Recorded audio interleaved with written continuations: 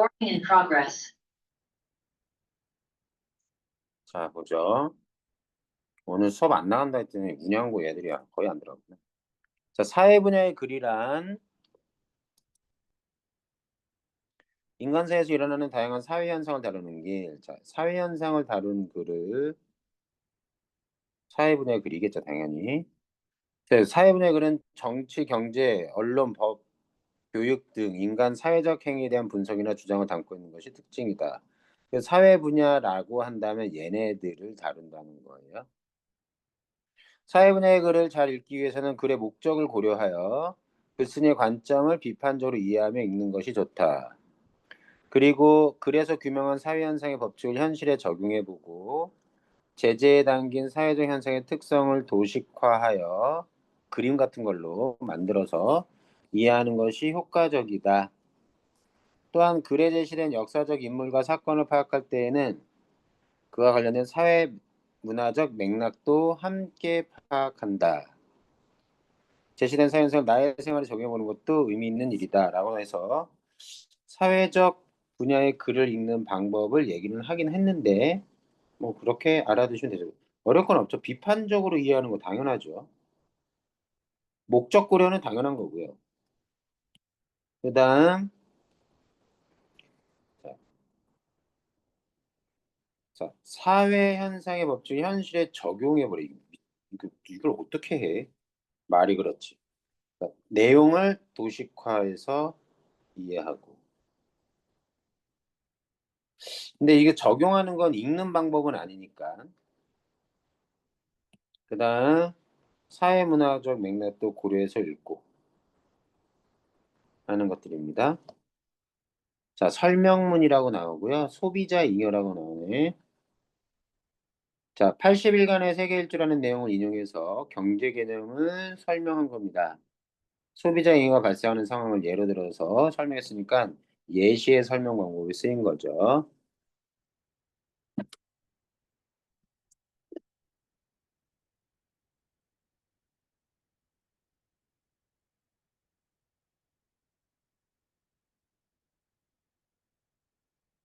잠깐만.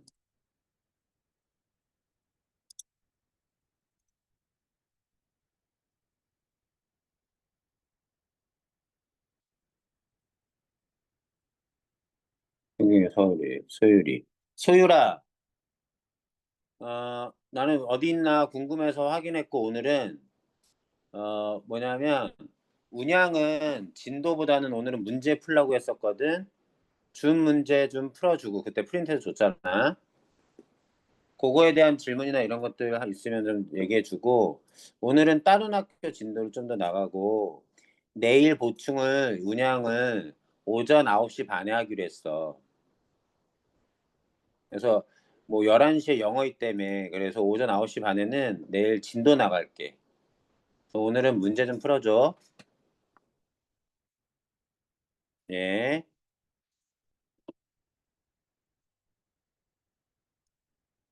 자 봅시다.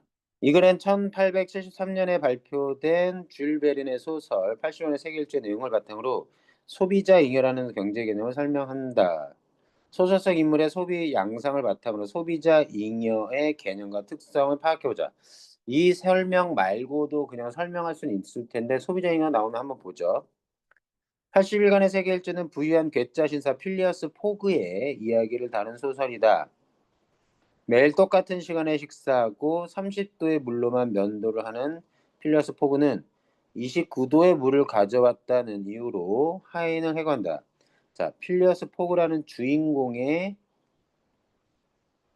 부유한 괴짜 신사인데 특이한 캐릭터 괴짜라고 나옵니다. 그리고는 새로운 하인으로 파스파르투를 고용한 후 평소처럼 혁신 클럽으로 향한다.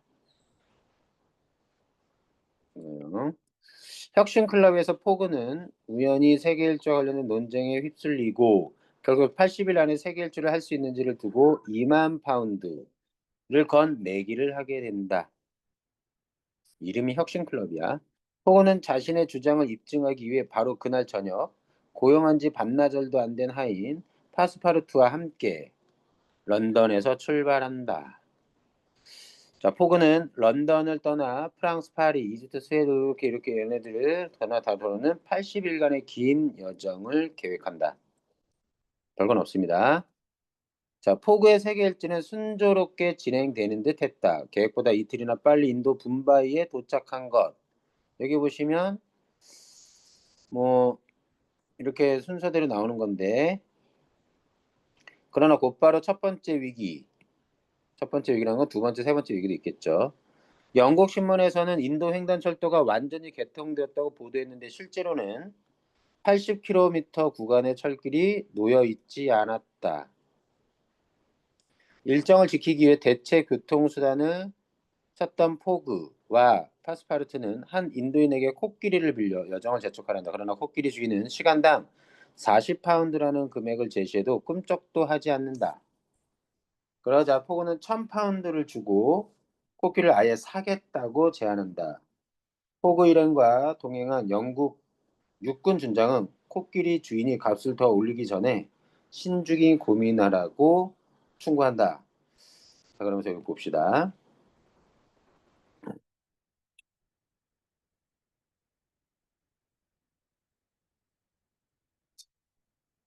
포그 씨가 돌아와 인도인을 찾았다. 탐욕으로 반짝이는 그의 작은 두 눈을 보니 그에게 중요한 것은 가격인 것이 분명했다. 탐욕스러운 그 필리아스 포그는 1200파운드 이렇게 자꾸 올리다가 마침내 2000파운드를 제시했다. 평소에는 그렇게 불그스름하던 파스파르투의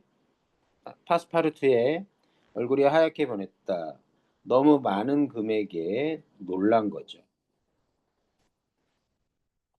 2000파운드 인도인이 손을 들었다. 내 신발을 걸고 말하건대 이렇게 비싼 코끼리 고기는 없을 겁니다. 라고 해서 코끼리를 2000파운드에 결국 삽니다. 보죠, 이번엔. 그럼에도 불구하고 자신의 가장 중요한 것은 2만 파운드를 건 내기이고 내기에서 이기려면 코끼리가 꼭 필요하기 때문에 제값의 20배를 주고서라도 코끼리를 반드시 살 것이라고 대답한다. 원래는 20배니까 100파운드 정도였나 봐요. 포그 일행은 오랜 행정 끝에 얻은 2000파운드 코끼리를 타고 인도에 몰림을 했잖아. 그러다 중 브라만교들에게 화형을 당할 위기에 처한 아우다 부인을 만나게 된다. 끊어진 철길 때문에 이미 많은 시간을 허비했음에도 불구하고 포그 일행은 그녀를 구한다. 그리고 아부다 부인은 자신의 목숨을 구해준 포그의 호의에 감동하여 그와 동행하기로 한다.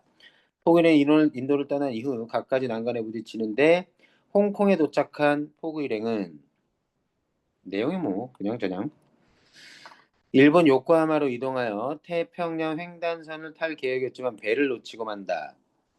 포그는 하루에 100파운드를 주는 조건으로 수로 안내선을 빌려 상하이로 향했고 가까스로 태평양을 건너는 배에 올라탄다. 자, 그래서 첫 번째 위기 이렇게 나오잖아. 첫 번째 위기는 뭐 80km 구간의 철길이 놓여 있지 않은 것. 두 번째, 거기서 2000파운드로 해결을 했고요. 그 다음, 홍콩에서는 배를 놓쳤습니다. 두 번째 위기. 그래서 100파운드를 주는 조건으로 상하이로 가서 배를 겨우 탑니다. 자, 그러다가 미국에 도착했어요. 대륙횡단 열차를 타는데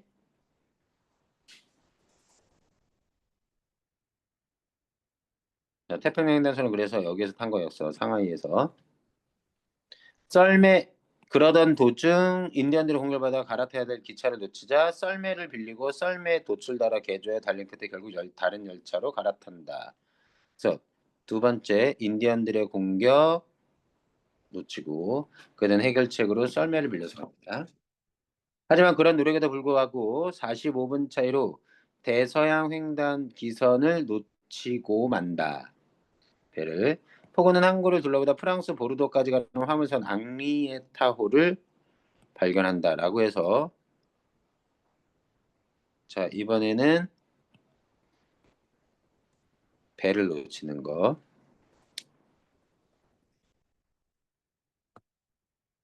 앙리에타호의 선장은 태워달라는 포고 일행의 요구를 계속 거절하지만 1인당 2000파운드의 돈을 제시해 결국 승리.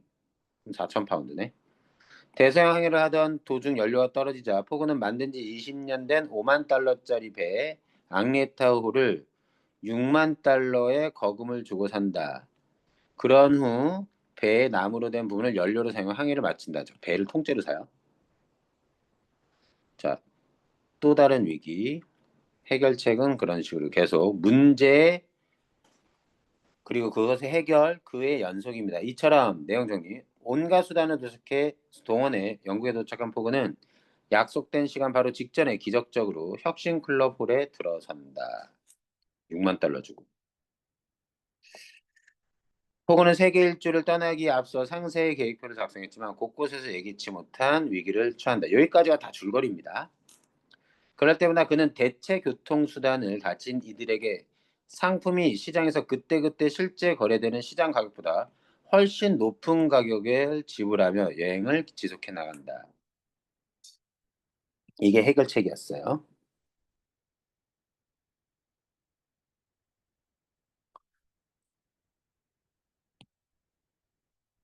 내기에서 이겨야만 하는 포그로서는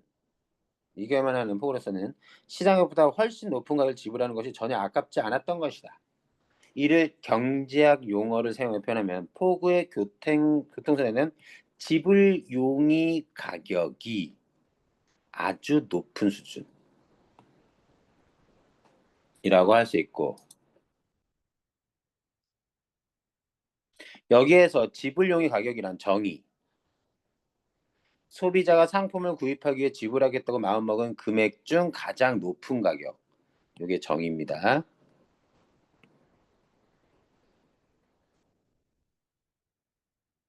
자, 위기 상황에서 포는 가격이 높은 문제를 해결했지만 그가 항상 높은 가격을 지불했던 것은 아니다.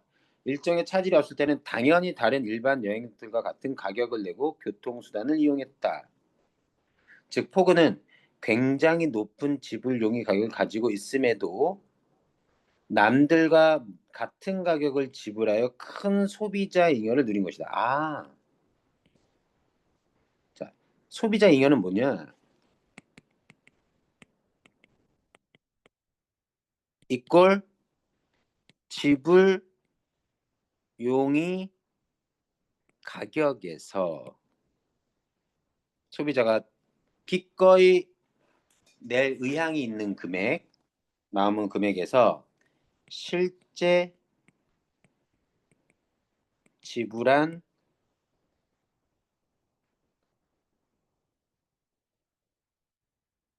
가격, 실제 지불 가격이라고 할까? 뺀 차액만큼이 이득을 보는 거죠. 잉여는 여기에서 이득이라고 생각하셔도 됩니다. 자, 일반적으로 우체국에서 우표는 누구에게나 같은 가격에 판매하지만 같은 우편이라도 소비라고 해도 소비자들이 생각하는 지불용의 가격은 천차만별. 자, 시장 가격은 자, 누구에게나 같다. 시장 가격은 같을 수 있어. 하지만 지불용의 가격은 각자 차이가 있다.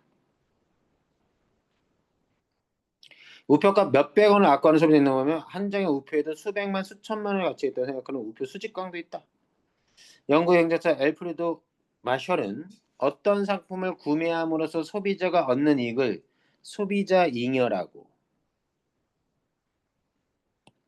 개념으로 소비자 잉여는 소비자가 얻고 싶은 지화를 낮은 가격에 살 경우 실제 구입 가격과 최대 지불할 수 있는 생각한 가격과의 차이에서 소비자가 얻는 이득 부분, 즉 지불 용의 가격에서 실제 지불 가격 뺀 금액으로 정의한다. 여기 있습니다. 요게 소비자 잉여의 경제학적 정의. 예를 들어 사를 드네요. 과일 가게에서 사과를 사려고 하는 사람에게 소비자에게 얼마까지 돈을 낼 용의가 있느냐고 묻는다고 가정해보자. A는 1,500원까지는 지불할 수 있다고 마음속으로 생각하고 B 소비자는 1,000원까지는 낼 수 있다고 생각할 때 A와 B 소비자의 지불 용의는 각각 1,500원과 1,000원 맞지? A 소비자, B 소비자. 그런데 상인이 사과 가격이 한 개에 500원이라고 말한다면 A 소비자는 1,000원만큼의 이득을 얻게 되고 B 소비자는 500원을 갖게 되죠. 왜냐면 소비자는 사기 위해 1,000원까지 낼 의향이 있었는데 500원만 지불했고 1,000원까지 낼 의향이 있었는데 500원만 지불했기 때문에 이때 각각 1,000원, 500원의 덤을 경주는 소비자 잉여라고 말하며 실제로 벌어들이는 건 아니지만 쓸 돈을 1,500원을 낼 수 있었는데 덜 지불했기 때문에 500원만 지불했기 때문에 1,000원이 이득이란 얘기입니다. 이때 각각 1,000원과 500원의 덤을 잉여라고 하고 A와 B 소비자 중 소비자 잉여 큰 A가 시장을 이용해 좀 더 많은 혜택을 받도록 할 수 있다. 이러한 정의에 의하면 포그와 같이 높은 지불 용의 가격을 가진 사람은 시장을 이용함으로써 큰 소비자 잉여를 누린다고 할 수 있다. 자, 반대로 상품의 공급자가 모든 소비자의 지불 용의 가격을 정확히 알고 이에 맞춰 상품 가격을 달리 책정한다면 소비자 잉여는 발생하지 않을 것이다. 그쵸? 내가 1,500원 지불할 의향이 있어. 근데 공급자, 물건 파는 사람이 알아. 그러면 가격을 얼마에? 500원이 아니라 1,500원에 팔 거야. 하면 이 사람 사겠지. 소비자 잉여 제로. 그러나 이것은 매우 현실적으로 어려운 일이다. 예를 들어 어떤 극장에서 같은 등급의 좌석 요금을 지불 용의 가격에 따라 다르게 책정한다면 관람객들은 강하게 반발하며 다른 극장을 이용할 것이기 때문이다. 자, 동일한 상품의 경우는 동일한 가격에 판매해야지. 그게 공평한 거지. 의향이 다르다고 해서 서로 각자 다르게 가격을 매겨서는 안 되지. 같은 상품은. 기업이 어떤 상품을 독점해서 판매하는 경우가 아니라면 일반적으로 품질이 같은 상품은 소비자에게 같은 가격으로 팔린다. 이처럼 각 소비자에게 같은 상품에 대한 가격을 다르게 받을 수 없을 때 소비자 이익이 발생한다는 사실은 경쟁적 시장이 소비자에게 유용하다.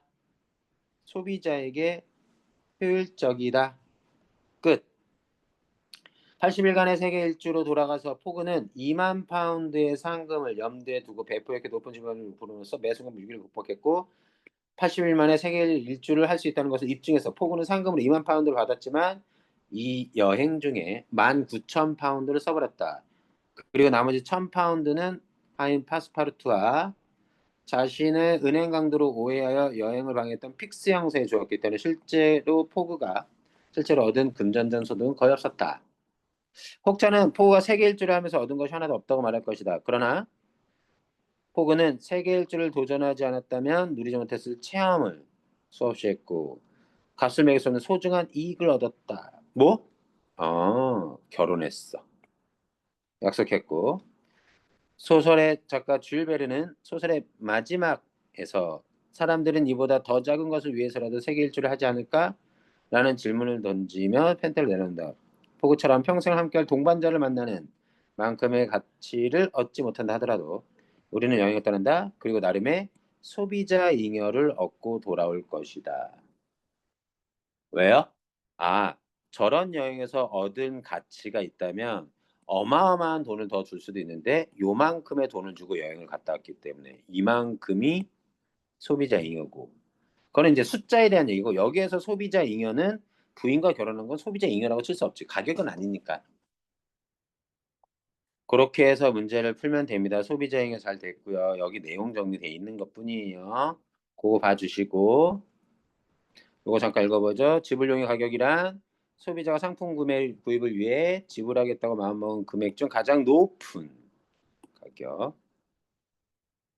일반적으로 시장 공급자가 상품을 독점해서 판매할 때 말고 하지 않을 때 독점하지 않고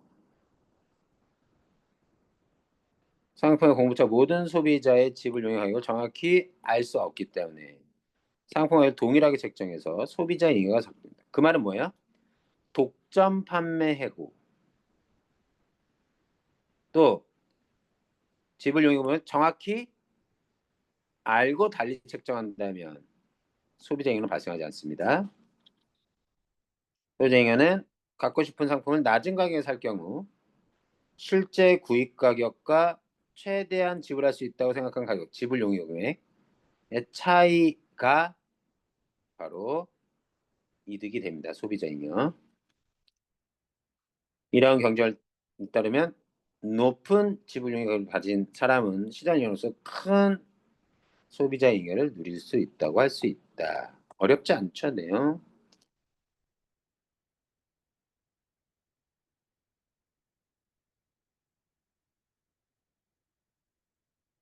여기 잠깐 보죠. 구입하는 물건의 수량이 증가할수록 소비자의 지불 용의 금액은 낮아진다. 왜 그러냐면요. 아무것도 없었을 땐 그거 A라는 거 갖고 싶어서 되게 많은 돈을 내고 싶어 하거든요. 근데 A를 또 사요. 또 사요. 또 사요. 여기에다가 추가적으로 A를 하나 더 사고 싶어. 근데 이미 가지고 있잖아. 이 A에 대해서는 돈 많이 내고 싶겠어? 아니겠지. 맨 처음에 하나를 맨 처음 살 때는 100만 원 내고 싶었는데 자꾸 추가적으로 사면서 네 개나 모았어. 네 개나 샀어. 그다음에 다섯 개는 필요 없는데 만 원에 뭐 살 수 있으면 사든가 뭐 이런 식의. 그래서 구매하는 양이 많아질수록 지불 용의 가격은 낮아진다. 봐봐. 한 개당 최대 가격을 지불하고 싶은 것은 첫 번째 물건을 구입할 때가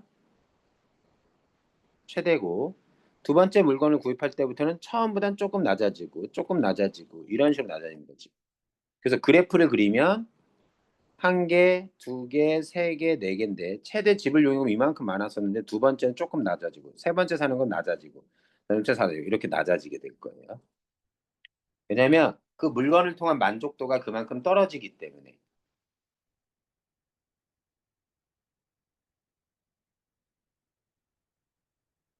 그래서 꼭 기억하세요. 구매량이 늘어날수록 소비자가 지불하고 싶은 개당 가격, 지불 용의 금액이라고 생각해도 됩니다. 금액은 점차 낮아진다. 알아주시고 문제 한번 나중에 줄 테니까 풀어보면 돼. 지금 전해줬던 문제 그거 한번 풀어봐줘.